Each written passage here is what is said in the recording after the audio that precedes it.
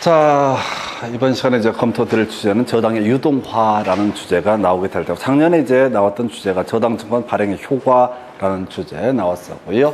그다음에 역시 주택연금 얘기도 한번 출제가 됐습니다. 그래서 일단은 저당 시장의 분류부터 체크를 해보겠습니다. 그래서 1차 저당 시장과 2차 저당 시장, 요것도 한 문제짜리였어요, 최근에. 그래서 어려운 걸 잘하는 게 중요한 게 아니라 그냥 기본 잘하시는 게 답은 쉽고 나머지 질문은 어렵고, 이게 이제 기본 출제 기술이에요. 그래서 1차 저당 시장, 자, 금융기관하고요, 주택담보대출을 받고자 하는 주택 소유자 간의 시장을 가리켜서 뭐라고 한다?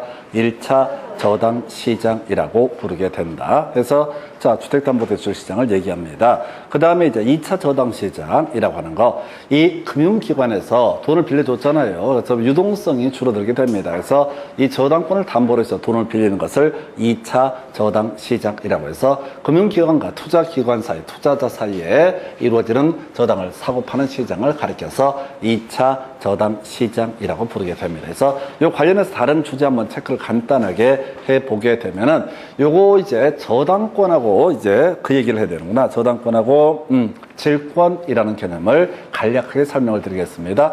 저당권은요, 부동산을 담보로 돈을 빌리고 나중에 돈을 갚지 않게 되면 저당권자가 경매 청구해서 이 부동산 팔아서 자신의 채권을 회수하는 방식을 가리켜서 뭐라고 한다? 이것을 저당권이라 부릅니다. 이에 비해서 동산이나 유가증권을 담보로 해서 돈을 빌리고, 자, 돈을 갚지 않게 되면 그 채권자가 그 동산이나 유가증권을 처분해서 자신이 요거를 이제 채권을 회수하는 방식을 질권이라는 용어를 쓰게 됩니다. 그래서 동산질권이라고 하는 것은 전당포 케이스죠. 시계 맡겨놓고 10만 원 빌렸는데 돈을 갚지 못하게 되면 전당포업자가 팔아서 그 채권을 회수하는 방식, 이런 의미가 되게 될 거고, 그 다음에 이제 권리질권이라는 표현 잘 내진 않습니다. 권리질권이라고 하는 거, 이 권리질권 이라고 하는 것은 저당권을 담보로 해서 거기다가 자, 질권의 등기를 하게 됩니다. 그래서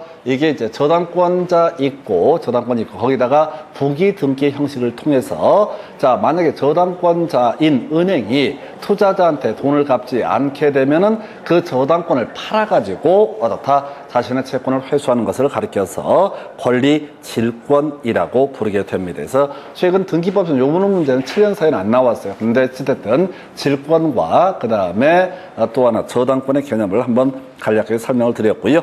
자, 한편 이제 저당증권의 유동화라고 하는 개념이 나오게 됩니다. 그래서 MBB, MPTS, CMO라고 하는 거, 이거 일단은 아주 무식하게 외워야 된다고 그래서 MBB, 뱅크, BBBBBB 해서 뱅크, 은행이 책임을 지게 되는 것을 뭐라고 한다? MBB라고 부르게 된다. 그 다음에 이제 MPTS, T자 들어가 있죠? 아까 우리 조신-T, 지분금융할 때 T자 들어가 있었죠? MPTS가 해서 지분금융의 일종이 된다. 그래서 은행이 책임을 안 지는 거야. 투자자가 직접 책임을 지는 것을 뭐라고 한다? MPTS라고 이렇게 얘기를 합니다. 그래서 이게 지분금융. 그래서 정리하면은 MBB는 부채금융에 해당이 되고 MPTS는 어떻다? 지분금융에 해당이 된다. 조심-T 할 때 T 이 얘기가 여기서 써먹는 거예요. MBB는 자, 부채금융. 그래서 결국은 은행이 저당권을 가지고 나중에 돈 받을 권리가 있는데 이걸 담보로 해서 일정한 자금을 융통을 하게 되면 금융기관 입장에서는 나중에 투자자한테 어떻다? 얘가 설령 저당권 설정자가 돈을 갚지 않았다라고 했을 때 자기 돈으로 책임을 져야 되는 것을 MBB. 그래서 누가 책임을 진다? 뱅크, 은행이 책임을 지는 것을 MBB. 그 다음에 이에 대응해서 MPTS는 저당권 자체를 팔아버린 거야. 누구한테? 투자자한테. 그래서 저당권 설정자인 채무자가 돈을 갚지 않게 되면 투자자가 덤태기를 쓰게 되는 거, 위험을 부담하게 되는 것을 뭐라고 한다? MPTS. 그래서 외울 때 이렇게 외우자고 그랬어. MBB의 B, 뱅크, 은행이 책임을 진다. MBB. 자, 그 다음에 MPTS, T, 투자자가 책임을 지게 되는 것을 뭐라고 한다? MPTS. 그 다음에 어려웠던 게 CMO라고 해서 C하고 디귿하고 똑같다고 해서 다양화 이런 표현을 쓴다고 그랬어요. 다양화 해서 만기와 이자율을 다양화시켜서 발행한 주택저당증권을 가리켜서 CMO라고 이렇게 부르게 된다. 근데 지금 이렇게 설명드렸지만 공부할 때는 더럽게 어렵지만 이게 분명히 시험에 하나 둘 셋 7년 동안 3번 나오는데 답을 안 뽑아. 답을 한 번 뽑았어. 23회 때는 한 번밖에 안 뽑았어. 그리고 나머지 주제를 가지고 답을 구성을 한다. 그래서 공부를 할 때는 더럽게 힘들지만 실제 영역가가 겁나 없는 것이 저당증권의 유형이 되게 된다. 그래서 우리가 기억하실 거 MBB에 있어서 각종 책임은 누가? 바로 금융기관이 뱅크가 책임을 진다. 그래서 저당권 설정자가 돈을 갚지 않게 되면 은행이 투자자한테 그 돈을 물어줘야 되는 것을 MBB라고 이렇게 부르게 된다. 두 번째 MPTS라고 하는 건 누가 위험을 부담한다? 투자자가 위험을 부담한다. 저당권 설정자 채무자가 돈을 갚지 않게 되면 결국은 투자자가 덤태기를 쓸 수 있는 걸 뭐라고 한다? MPTS. 그 다음에 CMO 다양화, 다계층 이런 여러 가지 용어를 씁니다. 해서 다양화, C, 디귿 이렇게 외우자고 그래서 B, 뱅크, 은행 무식하게 MPTS, T, 투자자의 줄임말이야. 그래서 투자자가 책임을 진다. CMO, 디귿, 다양화 이렇게만 외우자고 그랬습니다. 자, 그래서 작년 문제에서는 이걸 냈었죠. 유치하게 지금 저당증권 발행의 효과라고 하는 것을 가지고 출제 이슈. 그래서 자, 먼저 금융기관 입장에서는 대출 채권을 담보로 해서 그 돈을 융통을 할 수가 있다. 그래서 자, 지금 자기자본 비율을 올릴 수가 있고요. 그 다음에 유동성을 확보해낼 수가 있다. 그래서 또 다른 주택담보대출을 실행하고자 하는 사람에게 빌리겠다는 사람에게 또 대출을 해줄 수 있다라고 하는 거. 이게 이제 장점이 될 수 있다. 투자자 입장에서는 그냥 은행한테 사는 게 아니라 일정한 기관, 유동화 전문 회사를 통해서 이걸 받기 때문에 안정적으로 투자를 할 수 있다. 망하더라도 무조건 이 사람은 일정한 투자금을 이익을 분배받을 수 있다. 그래서 이 돈이 융통이 되게 되면 결과적으로 은행에 여유자금이 생겨서 또 다른 대출 등의 실행이 가능하다라고 하는 거. 요걸 가지고 작년에 유치찬란하게 구성을 했던 바가 있습니다. 그래서 물론 지문 중간중간에 중간 시험을 보게 되면 MPTS가 뭐고 CMO가 뭐고 그 다음에 CMBS도 나왔어. 그런 거 신경 쓰지 마시라고. 모르는 것들은 전혀 중요한 게 아니야. MPTV도 있어. 근데 이것도 신경 쓰면 안 돼. 왜? 우리는 이걸 논문 쓰는 게 아니거든. 그리고 이게 무슨 말인지 알 필요도 없고 막말로 이거 한 문제 틀려도 살아가는 아무 지장 없어. 확률상 출제 이슈가 안 되는 것들을 쫓아가시면 안 돼요. 아까 우리 했던 것들, 간단한 것들, 그런 것들 실수를 줄이는 게 합격하시는 지름길이지 이걸 얼마만큼 많이 알고 이런 것들 아무 의미 없고요. 그렇게 외워봐봤자 시험장 가시게 되면 아까 말씀드린 것처럼 멘붕이 온 상태이기 때문에 다 놓쳐요. 그래서 기본만 가지고 가실 거예요. 저당증권의 유동화라는 개념까지 설명드렸습니다. 자, 마지막 주제가요. 금융론에서 주택연금제도. 이것도 그래. 깊이 갈 이유가 하나도 없어. 문제 구성할 때 지금 주택연금제도는 지금 7년 사이에 지문 2개인가 구성이 됐어. 그래서 설명을 드리긴 드리지만은 이걸 갖고 깊이 있게 따지고 이게 만 55세인가로 낮춰졌는데 이게 60세가 아니라 55세로 낮춰졌습니다. 이런 지금 여러분처럼 빼버렸을 거예요. 필요 없어. 이거 무슨 우리가 무슨 복덕방에 상담할 거야? 그런 거 아니잖아. 우리는 복덕방증을 따봤자 어때? 거의 중개업을 할 일도 없고 누가 와서 뭘 물어본다 한들 이게 돈 되는 사람 아닌 것 같으면 대답할 이유도 없고 대답할 힘도 없고 또 괜히 대답해다 법령 개정돼서 개망신 당할 수가 있으니까 얘기를 안 하게 되고 그러잖아요. 굳이 쓸데없이 내가 얼마나 많이 아는데요. 어머니 그 주택연금 가입하시면 이런 거 알려주면 안 돼. 집을 팔아야 돼. 지금 생활비를 마련하려면 어머니가 집을 팔아야 돼. 근데 거기다 대고 그 집 팔지 마시고 주택연금제도에 가입하시게 되면 안정적으로 노후생활 생활비를 버실 수가 있고 돌아가신 다음에 남는 금액 중에서 애들은 상속될 수 있고 많이 쓰시게 되면 그거 안 갚아도 되고 이런 거 가르쳐주면 아줌마가 집을 안 팔아. 집을 안 팔면 어떻게 돼? 중개보수가 안 나와. 중개보수가 안 나오면 나는 괜히 잘난 잘난 척했다가 어떻게 돼?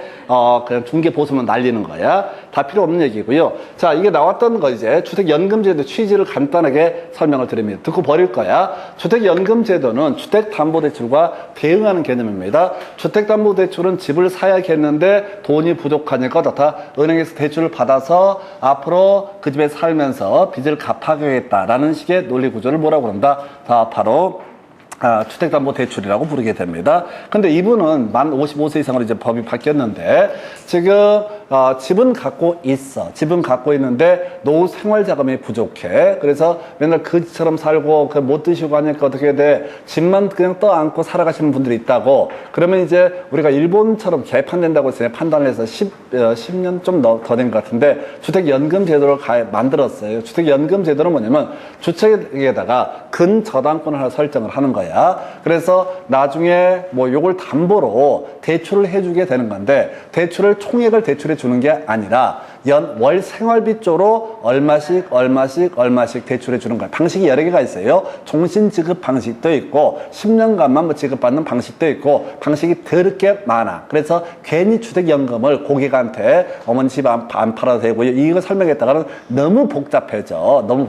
그냥 어려우면 집 파세요. 이렇게 해서 그래야지 거래가 돼요. 하여튼 그러다 치고 이게 주택연금제도 최근에 나왔던 문제 핵심 이슈는 뭐냐면 저당권 설정한다. 근저당권을 설정해서 넣다 바로 이걸 담보로 해서 은행에서 뭘 한다? 바로 생활비를 지급하는 거죠. 물론 이제 최선순위 근저당권을 설정을 하겠죠. 그래서 120% 이렇게 되어 있는데, 지난번 시험에서 소유권 자체를 이전해야 된다 해서 틀리게 나왔다고. 그러니까 이 주택연금제도의 대강의 취지만 알아도 다 풀 수 있게 해준다고. 자, 이게 하나의 이슈. 자, 두 번째, 근저당권 설정을 하면은, 자, 요걸 담보로 한국주택금융공사에서 은행에 보증서를 발행해 줍니다. 그러면 은행에서 어떻다고요? 그 보증서를 믿고 생활비를 지급해주는 그런, 대출해주는 그런 구조가 되게 될 것이고, 그 다음에 이제 굳이 보는 게 중도 상환할 때, 중도 상환 수수료 지급하지 않고, 요거 벌써 한 10년 전에 나왔던 문제입니다. 자,